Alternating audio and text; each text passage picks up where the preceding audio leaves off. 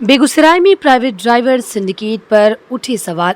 SP के आदेश बेअसर या सिस्टम पर भारी सेटिंग का खेल।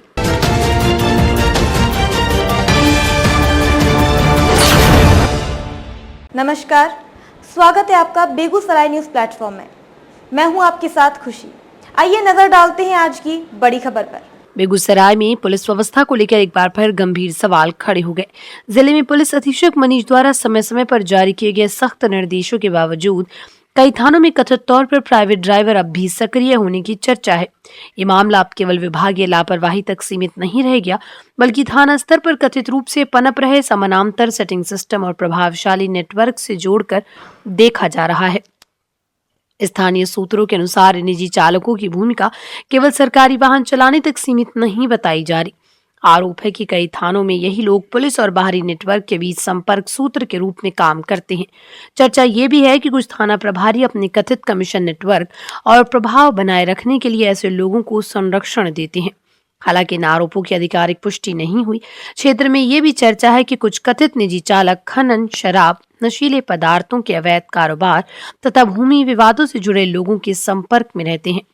आरोप ये भी लगाया जा रहा है कि कई बार थाने की सरकारी गाड़ियों का उपयोग कर प्रभाव और धौंस दिखाने की कोशिश की जाती है, जिससे आम लोगों के बीच पुलिस की साख पर सवाल खड़े हो रहे हैं।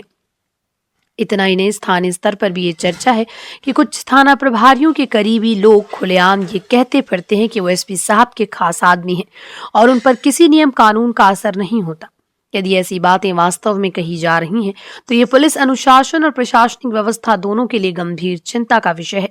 सबसे बड़ा सवाल ये है कि जब पुलिस मुख्यालय और जिला स्तर से निजी चालकों को लेकर स्पष्ट निर्देश जारी किए जा चुके हैं, तब आखिर किन ताकतों के भरोसे ये व्यवस्था अब भी चल रही है?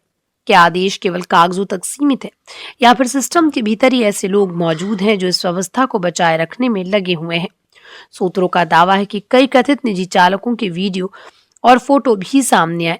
इनमें कुछ लोग थाने की सरकारी गाड़ी चलाते हुए तथा कुछ कथित रूप से बाहरी तत्वों के संपर्क में दिखाई देने की बात कही जा रही है। ये भी चर्चा है कि ऐसे कई वीडियो और फोटो मीडिया संस्थानों तथा अन्य संबंधित पक्षों तक पहुंच चुके हैं। हालांकि इनकी स्वतंत्र पुष्टि नहीं हो सकी। यदि इन फुटेज और आरोपों की निष्पक्ष एवं उच्च स्तरीय जांच होती है और आरोपी सही पाए जाते हैं, तो मामला केवल विभागीय अनुशासनहीनता तक सीमित नहीं रहेगा, बल्कि पुलिस व्यवस्था की पारदर्शिता और विश्वसनीयता पर भी बड़ा प्रश्न चिन्ह खड़ा करेगा। लोगों के बीच ये सवाल भी उठ रहा है कि जब किसी व्यक्ति को लगातार थाना परिसर में देखा जाए, वो सरकारी वाहन चलाता नजर आए और विभिन्न गतिविधियों में सक्रिय दिखाई दे, तब उसकी जवाबदेही आखिर किसकी होगी? अगर ऐसे मामलों में ये कहकर पल्ला झाड़ लिया जाता है कि संबंधित व्यक्ति विभाग का कर्मचारी नहीं है और ड्यूटी के बाहर उसकी गतिविधियों की जानकारी नहीं है, लेकिन यदि उसकी मौजूदगी लगातार थाने से जुड़ी हो, तो जवाबदेही तय होना भी उतना ही जरूरी है। पूरे मामले ने बेगूसराय पुलिस प्रशासन की कार्यशैली पर नई बहस छेड़ दी है। आम लोगों के बीच ये चर्चा तेज है कि क्या कथित प्राइवेट ड्राइवर सिंडिकेट पर वास्तव में कोई ठोस कार्रवाई होगी, या फिर मामला समय के साथ ठंडे बस्ते में चला जाएगा।